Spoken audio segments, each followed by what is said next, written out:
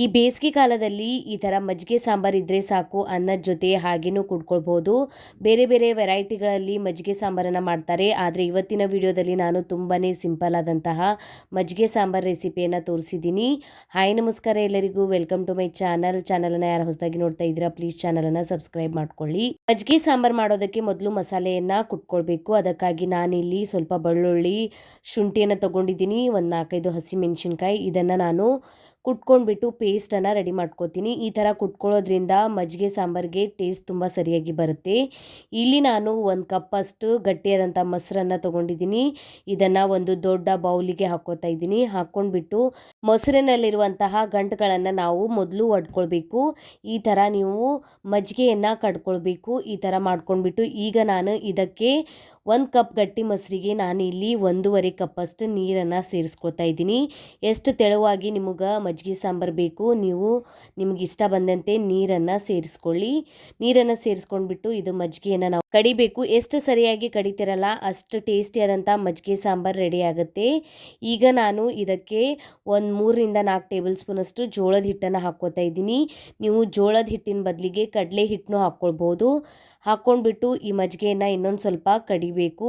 ಈ ಥರ ನಾನು ಸರಿಯಾಗಿ ಮಿಕ್ಸನ್ನು ಮಾಡ್ಕೊಂಡ್ಬಿಟ್ಟು ಈಗ ಒಂದು ಪ್ಯಾನ್ಗೆ ನಾನು ಒಗ್ಗರಣೆನ ಹಾಕ್ಕೋತಾ ಇದ್ದೀನಿ. ಒಗ್ಗರಣೆಗೆ ನಾನು ಇಲ್ಲಿ ಒಂದು 3 ಟೇಬಲ್ ಸ್ಪೂನ್ ಅಷ್ಟು ಎಣ್ಣೆಯನ್ನು ಹಾಕ್ಕೊಂಡಿದ್ದೀನಿ. 1 ಟೇಬಲ್ ಸ್ಪೂನ್ ಅಷ್ಟು ಜೀರಿಗೆಯನ್ನು ಹಾಕ್ಕೊಂಡಿದ್ದೀನಿ.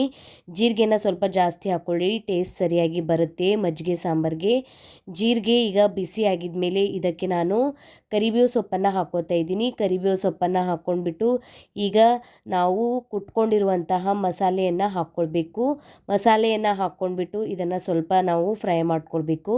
ಮಸಾಲೆ ಸರಿಯಾಗಿ ಫ್ರೈ ಆಗಿದ ಮೇಲೆ ಇದಕ್ಕೆ ನಾನು ಅರ್ಧ ಟೇಬಲ್ ಸ್ಪೂನ್ ಅಷ್ಟು ಅರಿಶಿಣದ ಪುಡಿಯನ್ನು ಹಾಕ್ಕೊಂಡಿದ್ದೀನಿ. ನೀವು ಬೇಕಾದರೆ ಹಾಕ್ಕೊಳ್ಳಿ, ಇಲ್ಲಾಂದರೆ ಇದನ್ನು ಸ್ಕಿಪ್ನು ಮಾಡ್ಕೊಳ್ಬೋದು. ಸ್ವಲ್ಪ ಮಸಾಲೆಯನ್ನು ಫ್ರೈ ಮಾಡ್ಕೊಂಡ್ಬಿಟ್ಟು ಈಗ ನಾವು ಇದರೊಳಗೆ ಮಜ್ಜಿಗೆಯನ್ನು ಸೇರಿಸ್ಕೊಳ್ಬೇಕು. ಮಜ್ಜಿಗೆಯನ್ನು ಹಾಕ್ಕೊಳ್ಳುವಾಗ ಇದನ್ನು ಈ ಥರ ಮಿಕ್ಸ್ ಮಾಡ್ಕೊತಾ ಇರಬೇಕು. ಕೈಯನ್ನು ಬಿಡದೆ ಈ ಥರ ಮಿಕ್ಸ್ ಮಾಡ್ಕೊಳ್ಬೇಕು. ಮಿಕ್ಸ್ ಮಾಡ್ಕೊಂಡ್ಬಿಟ್ಟು ಇದನ್ನು ನೀವು ಒಂದು 5-6 ನಿಮಿಷದವರೆಗೆ ಈ ಥರ ಮಿಕ್ಸ್ ಮಾಡ್ಕೊಳ್ತಾ ಈ ಮಜ್ಜಿಗೆಯನ್ನು ಸರಿಯಾಗಿ ಒಂದು ಕುದಿ ಬರೋವರೆಗೂ ಬೇಯಿಸ್ಕೊಳ್ಬೇಕು.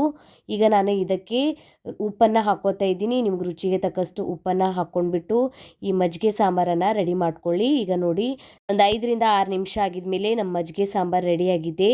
ಇದಕ್ಕೆ ನಾನು ಸ್ವಲ್ಪ ಕಟ್ ಮಾಡ್ಕೊಂಡಿರುವಂತಹ ಕೊತ್ತಂಬರಿ ಸೊಪ್ಪನ್ನು ಹಾಕ್ಕೋತಾ ಇದ್ದೀನಿ. ಸ್ವಲ್ಪ ಜಾಸ್ತಿನೇ ಹಾಕ್ಕೊಳ್ಳಿ, ಟೇಸ್ಟ್ ಸರಿಯಾಗಿ ಬರುತ್ತೆ. ಈಗ ನಮ್ಮ ಮಜ್ಜಿಗೆ ಸಾಂಬಾರು ರೆಡಿಯಾಗಿದೆ. ಇದನ್ನು ನೀವು ಬಿಸಿ ಬಿಸಿ ಅನ್ನದ ಜೊತೆ ತಿನ್ಕೊಳ್ಬೋದು, ರೊಟ್ಟಿ ಜೊತೆನೂ ಟೇಸ್ಟಿಯಾಗಿರುತ್ತೆ, ಹಾಗೇನೂ ಕುಡಿಬೋದು. ತುಂಬಾ ಟೇಸ್ಟಿಯಾದಂಥ ಸಿಂಪಲ್ ಆದಂಥ ಮಜ್ಜಿಗೆ ಸಾಂಬಾರು ರೆಡಿಯಾಗಿದೆ. ಬೇರೆ ಬೇರೆ ವೆರೈಟಿಗಳಲ್ಲಿ ಮಜ್ಜಿಗೆ ಸಾಂಬಾರನ್ನು ಮಾಡ್ತಾರೆ, ಆದರೆ ಇದು ತುಂಬ ಸಿಂಪಲ್ ಆದಂತಹ ರೆಸಿಪಿ. ಒಂದ್ಸಲಿ ನೀವು ಮನೆಗೆ ಟ್ರೈ ಮಾಡಿ ನೋಡಿ. ವಿಡಿಯೋ ಇಷ್ಟ ಆಗಿತ್ತಂದ್ರೆ ಒಂದು ಲೈಕ್ ಮಾಡಿ, ಕಮೆಂಟ್ ಒಳಗೆ ತಿಳಿಸಿ ನಿಮಗೆ ವಿಡಿಯೋ ಹೇಗೆ ಅನ್ನಿಸ್ತಂತ. ಫ್ಯಾಮಿಲಿ ಮತ್ತು ಫ್ರೆಂಡ್ಸ್ ಜೊತೆ ಶೇರ್ ಮಾಡ್ಕೊಳ್ಳಿ. ಇದೇ ರೀತಿಯ ವೀಡಿಯೋಸನ್ನು ನೋಡೋಕ್ಕೆ ಚಾನಲನ್ನು ಪ್ಲೀಸ್ ಸಬ್ಸ್ಕ್ರೈಬ್ ಮಾಡ್ಕೊಳ್ಳಿ. ಬೆಲ್ ಐಕನನ್ನು ಪ್ರೆಸ್ ಮಾಡ್ಕೊಳ್ಳಿ. ನಾನು ಹಾಕಿದ ವೀಡಿಯೋಸ್ ನೋಟಿಫಿಕೇಷನ್ ಸಿಗುತ್ತೆ. ಇನ್ಸ್ಟಾಗ್ರಾಮ್ ಮತ್ತು ಫೇಸ್ಬುಕ್ ಪೇಜಿಗೂ ಫಾಲೋ ಮಾಡ್ಕೊಳ್ಳಿ. ನಾನು ಲಿಂಕನ್ನು ನನ್ನ ಡಿಸ್ಕ್ರಿಪ್ಷನ್ ಬಾಕ್ಸ್ನಲ್ಲಿ ಕೊಟ್ಟಿರ್ತೀನಿ. Thank you for watching.